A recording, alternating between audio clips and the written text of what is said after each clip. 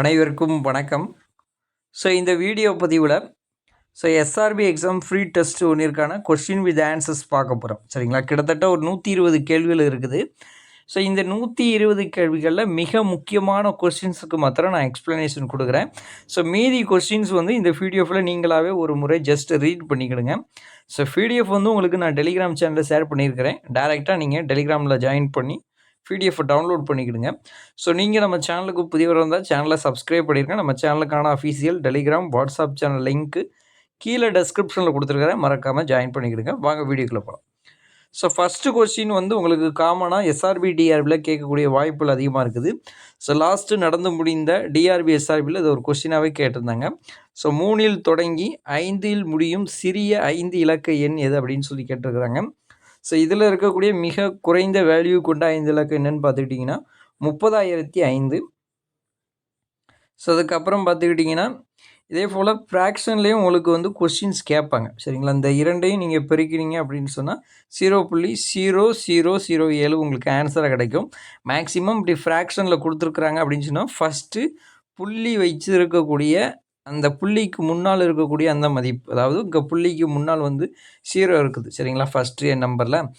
இரண்டாவது நம்பரில் புள்ளிக்கு இந்த சைடு அந்த 0வை ஆட் பண்ணிட்டீங்க அப்படின்னு சொன்னால் உங்களுக்கு வேல்யூ கிடச்சிரும். அதுக்கப்புறம் இதே போல் பின்வரும் வரிசையில் அடுத்த எண் எது அப்படின்னு சொல்லி உங்களுக்கு கண்டிப்பாக கொஸ்டின்ஸ் கேட்கலாம்.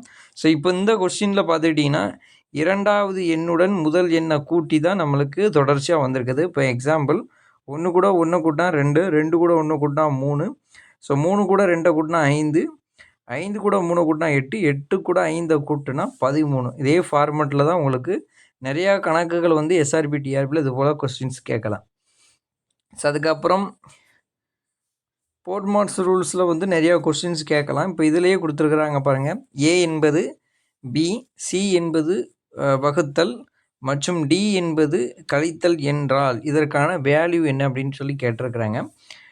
இப்போ பாருங்கள், இதில் 8 ஏக்கு என்ன கொடுத்துருக்குறாங்க ப்ளஸ்ஸு, அதுக்கப்புறம் 4 சிக்கு என்ன கொடுத்துருக்குறாங்க வகுத்தல் 2, டிக்கு என்ன கொடுத்துருக்குறாங்க கழித்தல் 5.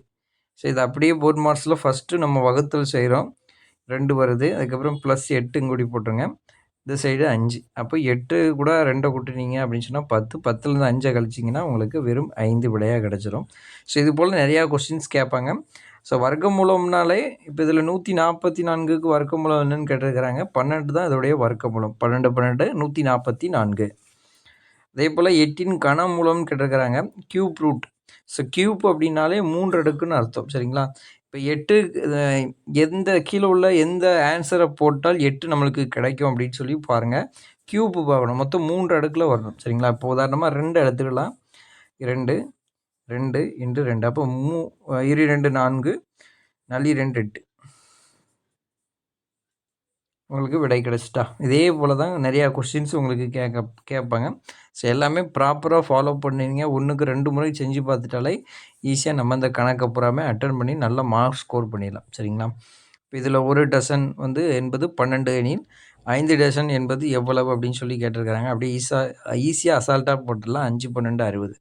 இது ரீசெண்டாக எஸ்ஆர்பி டிஆர்பியில் கேட்டிருக்கிறாங்க. அதுக்கப்புறம் 17வது கொஸ்டின் பாருங்கள். ரூட்டு 36 ப்ளஸ் ரூட்டு 16 மதிப்பு என்ன?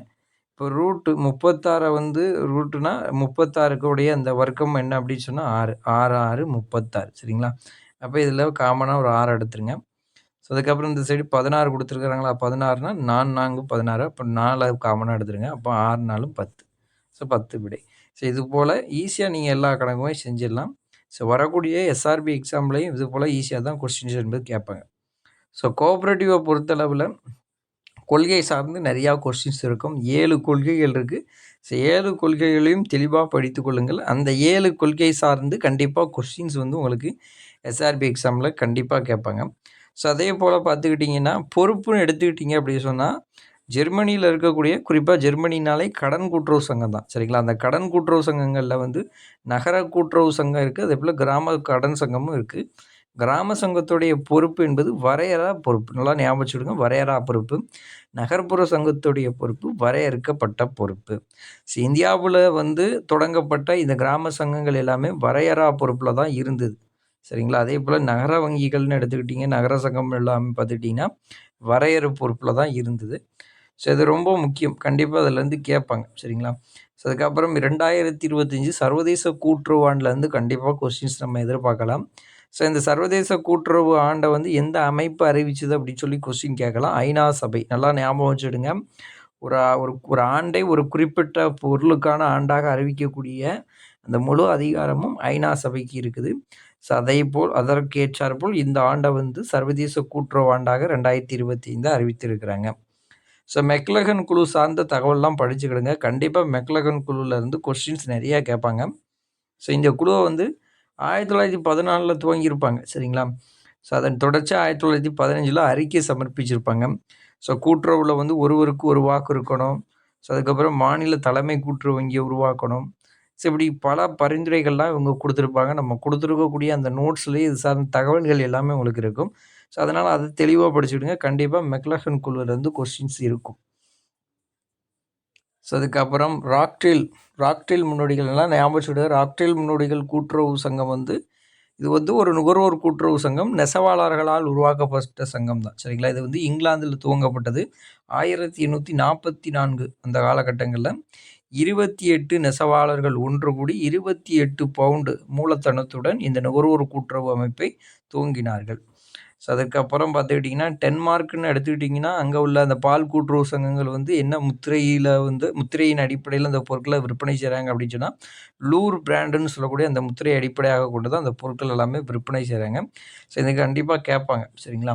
ஸோ இதில் நிறையா கொஸ்டின்ஸ் வந்து உங்களுக்கு நான் கொடுத்துருக்குறேன். எல்லா கொஸ்டினுக்கும் 1-2 முறை நல்லா நீட்டாக வாசித்து பாருங்கள்.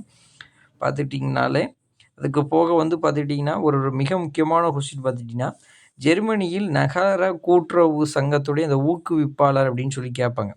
ஜெர்மனியில் இருக்கக்கூடிய அந்த நகர கூட்டுறவு சங்கத்தின் ஊக்குவிப்பாளராக செயல்பட்டவர் யார் அப்படின்னு சொல்லி கேட்பாங்க. அப்போ அது சூல்ஸ். இதே கிராம கூட்டுறவு சங்கத்துடைய ஊக்குவிப்பாளராக செயல்பட்டவர் யார் அப்படின்னு சொல்லி கேட்டால் அது ரைஃபீசன். ஸோ சூல்ஸ் வந்து 1808 பிறந்திருப்பார். ரைஃபீசன் 1818 பிறந்திருப்பார். ஸோ நிறையா கொஸ்டின்ஸ் உங்களுக்கு இருக்குது. ஸோ அது போக வந்து பார்த்துக்கிட்டிங்கன்னா வெளிநாட்டு கூட்டுறவு இயக்க முன்னோடிகள்லேருந்து கொஸ்டின்ஸ் நிறையா கேட்பாங்க. தமிழ்நாட்டை சார்ந்த கூட்டுறவு முன்னோடிகளில் வந்து 2 கூட்டுறவு முன்னோடிகள் சார்ந்த கொஸ்டின் தான் கேட்பாங்க. ஒன்று சர் பிடி தியாகராயன், இன்னொன்று குமாரசாமி ராஜா. இவங்க 2 பேர் சார்ந்த வினாக்கள் தான் கேட்பாங்க. ஸோ அதில் வந்து மிக முக்கியமாக கேட்கக்கூடியது குமாரசாமி ராஜாவை பற்றி கேட்பாங்க. அது போக சர் பிடி தியாகராயனை பற்றி தெரிஞ்சு வச்சுக்கணும். நான் ரீசெண்டாக நடந்து முடிந்த எஸ்ஆர்பி எக்ஸாமில் அவரை பற்றி கொஸ்டின் கேட்டிருக்கிறாங்க. அதாவது 1920 நடைபெற்ற பொது தேர்தலில் முதலமைச்சர் பதவியை வேண்டாம் என்று உதறி தள்ளிய கூட்டுறவு முன்னோடி யார் அப்படின்னு சொல்லி கேட்டிருக்கிறாங்க. ஸோ அதனால் நல்லா ஞாபகம் வச்சுடுங்க. அது சர் பிடி தியாகராயன். இவர் தான் நீதி கட்சியுடைய முதல் தலைவர். ஸோ அது போக ஐசி அமைப்புடைய தற்போது தலைமையகம் எங்கே இருக்குதுன்னு சொல்லி கேட்டாங்கன்னா Belgium. A new view of society என்ற நூலை எழுதி வெளியிட்டவர் ராபர்ட் ஓவன். சரிங்களா? அது போக கூட்டுறவாளர் என்ற பத்திரிகையை நடத்தியவர் யார் அப்படின்னு சொன்னால் வில்லியம் கிங். வில்லியம் கிங் வந்து இங்கிலாந்து நாட்டை சார்ந்தவர். ஸோ அது போக முதல் கிப்புசம் அந்த கூட்டுறவு குடியிருப்புகள், அதாவது கூட்டுறவு பண்ணை குடியிருப்புகள், இவை வந்து எந்த நாட்டில் உருவாக்கப்பட்டது அப்படின்னு சொன்னால் இஸ்ரேலில் வந்து உருவாக்கியிருப்பாங்க 1910. கேஎஃப் அமைப்பு எப்போ துவங்கியிருப்பாங்க ஸ்வீடனில் அப்படின்னு சொன்னால் 1899. ஸோ நம்ம தக்கான விவசாயிகள் கழகம் நடைபெற்ற ஆண்டு அதுன்னு சொன்னால் 1875. மக்கள் வங்கி என்ற புத்தகத்தை வெளியிட்டவர் ரூபர்னே. ஸோ இந்தியாவுடைய முதல் நில மேம்பாட்டு சட்டம் கொண்டு வரப்பட்ட ஆண்டா 1883. இந்திய கூட்டுறவு இயக்கத்துடைய தந்தையாக கருதப்படுபவர் சர் ஃபிரெடரிக் நிக்கல்சன். உலக கூட்டுறவு இயக்கத்தின் தந்தையாக கருதப்படுபவர் யார் அப்படின்னு சொன்னால் ராபர்ட் ஓவன். இதெல்லாம் கொஸ்டின்ஸ் வந்து அடிக்கடி கேட்கக்கூடிய ஒரு போர்ஷன் தான். ஸோ அதுக்கப்புறம் தேசிய கூட்டுறவு பயிற்சி கழகம் எந்த குழுவின் பரிந்துரை அடிப்படையில் உருவாக்கப்பட்டது? சுவாமிநாதன் குழு. 1975 இந்த அமைப்பு துவங்கியிருப்பாங்க. சரிங்களா? ஸோ அதுக்கப்புறம் என்சிடிசி என்பதன் விரிவாக்கம் நேஷனல் கோஆப்ரேட்டிவ் டெவலப்மெண்ட் கார்பரேஷன். இதே போல் அப்ரிவேஷன்ஸ் வந்து நிறையா பார்த்துக்கிடுங்க. கண்டிப்பாக அப்ரிவேஷன்லேருந்து நிறையா கொஸ்டின்ஸ் கேட்க வாய்ப்புகள் இருக்குது.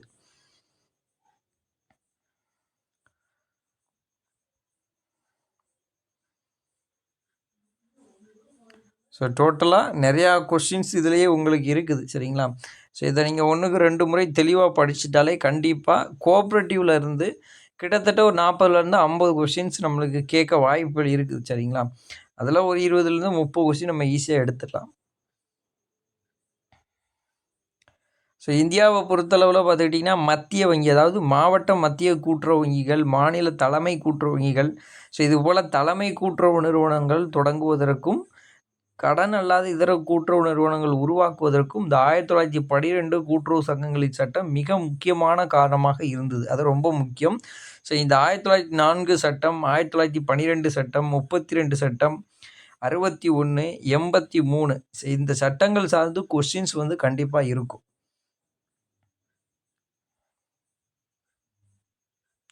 ஸோ இந்த பிடிஎஃப் வந்து உங்களுக்கு நான் டெலிகிராம் சேனலில் ஷேர் பண்ணியிருக்கிறேன். சரிங்களா? ஸோ அதனால் டெலிகிராம் சேனலில் இருக்கக்கூடிய இந்த பிடிஎஃப்பை 1க்கு 2 முறை டவுன்லோட் பண்ணிக்கிடுங்க. ஸோ இன்றைக்கி ஒரு டெஸ்ட் ஒன்று நடைபெறுது. அதற்கான கொஸ்டின்ஸ் எல்லாமே நான் டெலிகிராமில் ஷேர் பண்ணியிருக்கிறேன். அதனால் மறக்காமல் டெலிகிராம் சேனலில் ஜாயின் பண்ணிவிட்டு டெஸ்ட் அட்டன் பண்ணுங்கள். டெலிகிராம் சேனல் லிங்க் நான் கீழே டெஸ்கிரிப்ஷனில் கொடுத்துருக்குறேன். ஜாயின் பண்ணிக்கிடுங்க. ஸோ மற்றொரு வீடியோ பதிவில் உங்களை சந்திக்கிறேன். நன்றி, வணக்கம்.